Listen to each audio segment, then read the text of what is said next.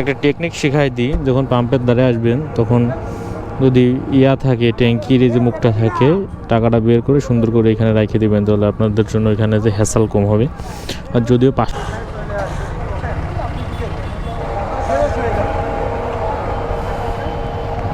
ভাই লাগাই দেন, আরে ভাই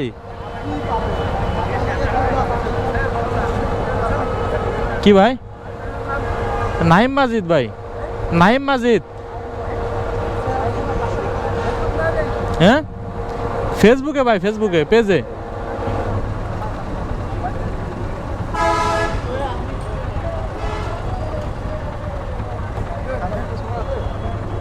তো গাইস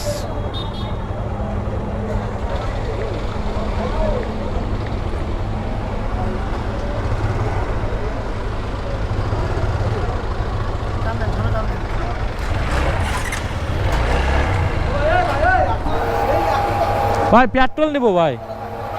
আচ্ছা ভাই, সরি সরি সরি সরি ভাই, আমি পিছিয়ে আছি ভাই, পিছিয়ে আছি ভাই। কি লেভেলের কি মানে বলতে পারবো না আসলে।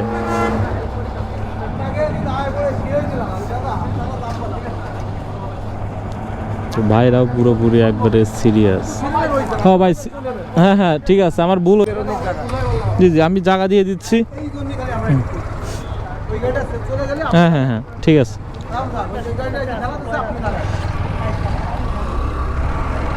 তো গাইস ফাইনালি সিরিয়াল পাইলাম। কি ভাই কিছু করছেন? কিন্তু সেভাবে তো সবাই আগে নেবে। 135 টাকা করে হয়ে গেছে লিটার, খুব ভালো।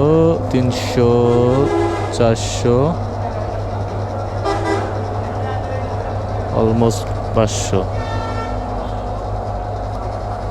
কত টাকা হয়ে গেছে?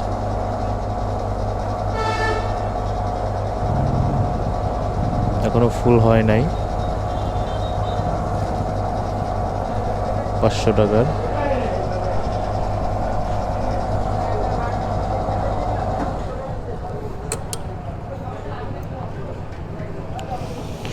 Finally diamond. দেখে আঙ্কেল একটু যাইতে দেন। তো গাইস এই 500 টাকা তেল নেওয়ার জন্য সেই কয়েক ঘন্টা, অলমোস্ট 1 ঘন্টার বেশি হয়ে গেছে। তো লাইনে দাঁড়ায় পাইয়ে গেছি, তো এখন চলে যাই।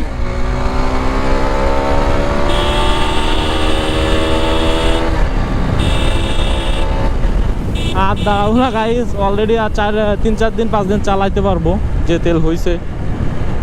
তো আর প্যারা নিয়ে কোনো লাভ নেই।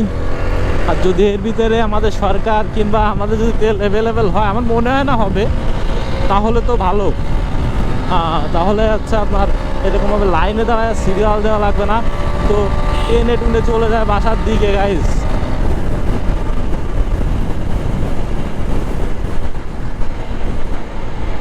এখন আজান দিবে, তো আমি অলমোস্ট কালপুর চলে আসছি। একটা ভিড় আছে, এই যে ধুলা ভিড় নামে এখানে পরিচিত। তো আমি দুয়েটা একটু আস্তে ধীরে মেরে দিয়ে দাম দুম করে চলে যাই।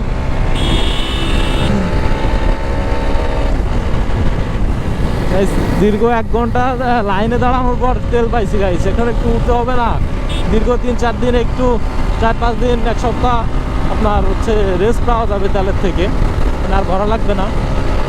এই জন্য আরো বেশি ভালো লাগতেছে। তো কিছু বলার নাই, তো টানতে টানতে চলে যায় গাইস। যদিও একা একা ভয় করে উঠাইতে, আরো সন্ধ্যা টাইম, আমি চাচ্ছি না যে কোনো রিক্সে আমি যাই, তো কোনো রিক্স নিব না। তো আস্তে ধীরে টানতে টানতে চলে যাব।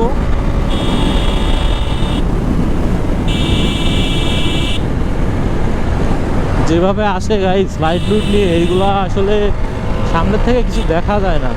দেখা না গেলে আমি কেমনে কি করবো? মরে দিয়ে কি মরে যাব? সেটা তো হতে পারতেছে না।